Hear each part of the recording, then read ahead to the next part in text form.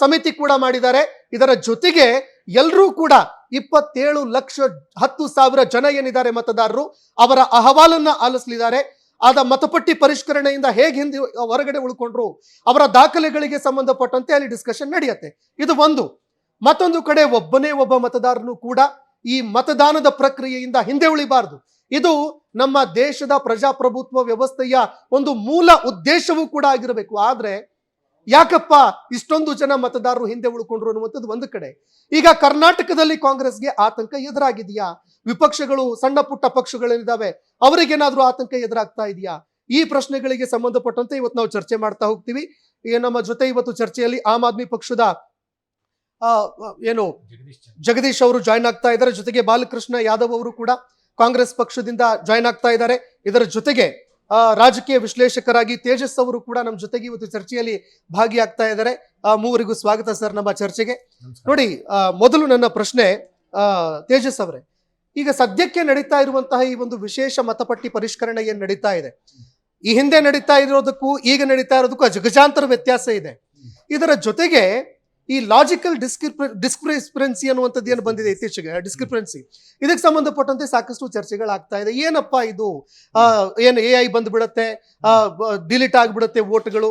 ಮತ್ತೊಂದು ಕಡೆ ಇದರ ಬಗ್ಗೆ ನಡೀತಾ ಇರುವಂತಹ ವಿವಾದ, ಜನ ಹೇಗೆ ನೋಡಬೇಕು, ಸರ್ಕಾರಗಳು ಯಾವ ರೀತಿ ಇದರಲ್ಲಿ ಪಾರದರ್ಶಕತೆಯನ್ನು ಕಾಪಾಡ್ಕೊಳ್ಬೇಕು?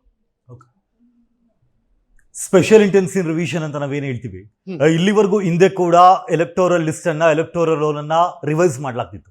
ಆದ್ರೆ ಎಲೆಕ್ಟೋರಲ್ ರೋಲ್ ನ ವಿಚಾರ ಅಂತ ಬಂದಾಗ 4 ರೀತಿಯಲ್ಲಿ ಆ ರೂಲ್ಸ್ ನ ಪ್ರಕಾರ ಚೇಂಜಸ್ ಮಾಡಬಹುದಿತ್ತು. ಆದ್ರೆ ಇತ್ತೀಚೆಗೆ ಅದಕ್ಕೆ ನೇಮ್ ಅನ್ನ SIR ಅಂತ ಕೊಡಲಾಗಿದೆ, ಸ್ಪೆಷಲ್ ಇಂಟೆನ್ಸಿವ್ ರಿವಿಷನ್ ಅಂತ. ಅಲ್ಲಿಗಿದೆ ಮೊದಲೆಲ್ಲ ಈಗಾಗಲೇ 2004 ಏನಿಲ್ಲ ಅಂದ್ರೆ 8ರಿಂದ 9 ಬಾರಿ ಏನ್ ಮಾಡಲಾಗಿತ್ತು ಅಂದ್ರೆ ರಿವೈಸ್ ಮಾಡಲಾಗಿತ್ತು. ಅಲ್ಲಿಗಿದೆ SIR ಏನಿದೆ, ಇದನ್ನ ಕಾನ್ಸ್ಟಿಟ್ಯೂಷನಲ್ ಪ್ರೋಸೆಸ್ ಅಂತ ಹೇಳ್ಬೋದು ಅಥವಾ ಸ್ಟ್ಯಾಚ್ಯುಟರಿ ಪ್ರೋಸೆಸ್ ಅಂತ ಹೇಳ್ಬೋದು. ಏನಕ್ಕೆ ಅಂದ್ರೆ ಆರ್ಟಿಕಲ್ 324 ನ ಪ್ರಕಾರ ನಾವು ನೋಡೋದಾದ್ರೆ ಎಲೆಕ್ಷನ್ ಕಮಿಷನ್ ಆಫ್ ಇಂಡಿಯಾಗೆ ಸಂಪೂರ್ಣ ಅಧಿಕಾರವನ್ನು ಕೊಡಲಾಗಿದೆ. ಯಾವ್ದನ್ನ ಎಲೆಕ್ಟೋರಲ್ ರೋಲ್ ಅನ್ನ ಯಾವ ರೀತಿ ರಚನೆ ಮಾಡಬೇಕು, ಯಾರನ್ನ ತೆಗಿಬೇಕು ಅಥವಾ ಯಾರನ್ನ ಆಡ್ ಮಾಡಬೇಕು, ಆ ಎಲ್ಲ ಕಂಪ್ಲೀಟ್ ಅಧಿಕಾರವನ್ನು ಯಾರಿಗೆ ಕೊಡಲಾಗಿದೆ ಅಂದ್ರೆ ಎಲೆಕ್ಷನ್ ಕಮಿಷನ್ ಆಫ್ ಇಂಡಿಯಾ ಕೊಡಲಾಗಿದೆ. ಅಂಡ್ ಆ ಕಾರಣಕ್ಕೆ ಇದನ್ನ ಕಾನ್ಸ್ಟಿಟ್ಯೂಷನಲ್ ಪ್ರೋಸೆಸ್ ಅಂತ ಹೇಳ್ಬೋದು. ಒಂದು. ಎರಡನೇದು, ನೀವೇನಾದ್ರೂ ರೆಪ್ರೆಸೆಂಟೇಷನ್ ಆಫ್ ಪೀಪಲ್ಸ್ ಆಕ್ಟ್ 1950 ಅನ್ನ ನೋಡಿದಾಗ ಅದ್ರಲ್ಲಿ ಸೆಕ್ಷನ್ 21+4 ಏನಂತ ಹೇಳಲಾಗುತ್ತೆ ಅಂತ ಕೇಳಿದ್ರೆ, ಯಾವ್ದಾದ್ರು ಒಂದು ಕಾನ್ಸ್ಟಿಟ್ಯೂಯನ್ಸಿಯಲ್ಲಿ ಅಥವಾ ಯಾವ್ದಾದ್ರು ಒಂದು ಕ್ಷೇತ್ರದ ಒಂದು ಭಾಗದಲ್ಲೂ ಕೂಡ ನೀವೇನಾದ್ರೂ ರಿವೈಸ್ ಮಾಡಬೇಕು ಅಂತ ಬಂದಾಗ ಮಾಡುವಂತ ಎಲ್ಲ ಸರ್ವಾಧಿಕಾರವನ್ನ ಯಾರಿಗೆ ಕೊಡಲಾಗಿದೆ, ಎಲೆಕ್ಷನ್ ಕಮಿಷನ್ ಕೊಡಲಾಗಿದೆ. ಆದ್ರೆ ನೀವೇನು ಹೆಡ್ಲೈನ್ ಹಾಕಿದ್ರಲ್ಲ, ಏನು SIR ಭಸ್ಮಾಸುರ ಅಂತ, ಆ ರೀತಿಯಲ್ಲಿ ಯಾವ್ದು ನಡೀತಿಲ್ಲ ಅಂತ ಅನ್ಸುತ್ತೆ. ಏನಕ್ಕೆ ಅಂದ್ರೆ ಹಿಂದೆ ಕೂಡ ಆಗಿಲ್ಲ ಅಂತ ಏನಲ್ಲ, ಹಿಂದೆ ಕೂಡ ಏನು ಮಾಡಲಾಗಿತ್ತು, ಇವತ್ತಿಗೂ ಕೂಡ SIR ನಡೀತಿದೆ. ಆದ್ರೆ ನಾವು ಹೇಳ್ತಾ ಇರೋದೇನಂದ್ರೆ ಸರ್, ಭಸ್ಮಾಸುರ ಅಂತ ಹಾಕೋದ ಕಾರಣ ಏನಂದ್ರೆ, ನೋಡಿ ಎಂಥ ಒಂದು ದೈನ್ಯ ಸ್ಥಿತಿ ಬಂದಿದೆ ಇವತ್ತಿನ ಒಂದು ವ್ಯವಸ್ಥೆಯಲ್ಲಿ ಅಂತಂದ್ರೆ, ಸುಭಾಷ್ ಚಂದ್ರ ಅವರ ಬೋಸ್ ಅವರ ಮೊಮ್ಮಗ ಏನಿದ್ದಾರೆ ಚಂದ್ರ ಬೋಸ್ ಅವರು ಕೂಡ ತಮ್ಮ ಪೌರತ್ವವನ್ನ ಸಿದ್ಧಪಡಿಸಬೇಕೀಗ. ಪೌರತ್ವವನ್ನ ನೋಡುವಂತದ್ದು ಯಾರು? Home ministry. ಆದ್ರೆ ಅದನ್ನೂ ಕೂಡ ಈಗ ಯಾರು? ಚುನಾವಣಾ ಆಯೋಗ. Who is election commission? ಅದನ್ನ ಕೇಳೋದಕ್ಕೆ ಯಾರವರು? ಇಲ್ಲ, ಒಂದೇನು ಅಂದ್ರೆ ಈ ವಿಚಾರಕ್ಕೆ SIR ಅಂತ ಬಂದಾಗ ಆ SIR ಪ್ರೋಸೆಸ್ ಅನ್ನ ಮಾಡಬಾರ್ದು ಅಂತ ಹೇಳುವಂತ ಅಧಿಕಾರ ಯಾರಿಗೂ ಇಲ್ಲ. ಕಾರಣ ಇವತ್ತು SIR ಪ್ರೋಸೆಸ್ ಏನ್ ಮಾಡ್ಲಾಗ್ತಿದೆ, ಅದು ಯಾರ ಮಾನಿಟರಿಂಗ್ ನಡೀತಿದೆ ಅಂತ ಕೇಳಿದ್ರೆ ಸುಪ್ರೀಂ ಕೋರ್ಟ್ ಆಫ್ ಇಂಡಿಯಾದ ಮಾನಿಟರಿಂಗ್ ನಡೀತಿರ್ಬೋದು. ಆದ್ರೆ ಒಂದು ವಿಚಾರ ನೀವೇನು ರೈಸ್ ಮಾಡಿದ್ರಿ, ಅದ್ರಲ್ಲಿ ನಂದು ಕೂಡ ಒಂದು ವಿಷಾದ ಇದೆ. ಏನಕ್ಕೆ ಆ ರೀತಿ ಹೇಳ್ಬೋದು ಅಂದ್ರೆ, 1995ರಲ್ಲಿ ಲಾಲ್ ಬಾಹು ಹುಸೇನ್ ಅಂಡ್ ಅದರ್ಸ್ ವರ್ಸಸ್ ಏನು ERO ಅಂತ ಹೇಳಿ ಒಂದು ಕೇಸ್ ನಡೆಯುತ್ತೆ. ಆ ಒಂದು ಕೇಸ್ ಅಲ್ಲಿ ಸುಪ್ರೀಂ ಕೋರ್ಟ್ 3 ಜಡ್ಜ್ ಬೆಂಚ್ ಒಂದು ಜಡ್ಜ್ಮೆಂಟ್ ಅನ್ನ ಕೊಡುತ್ತೆ.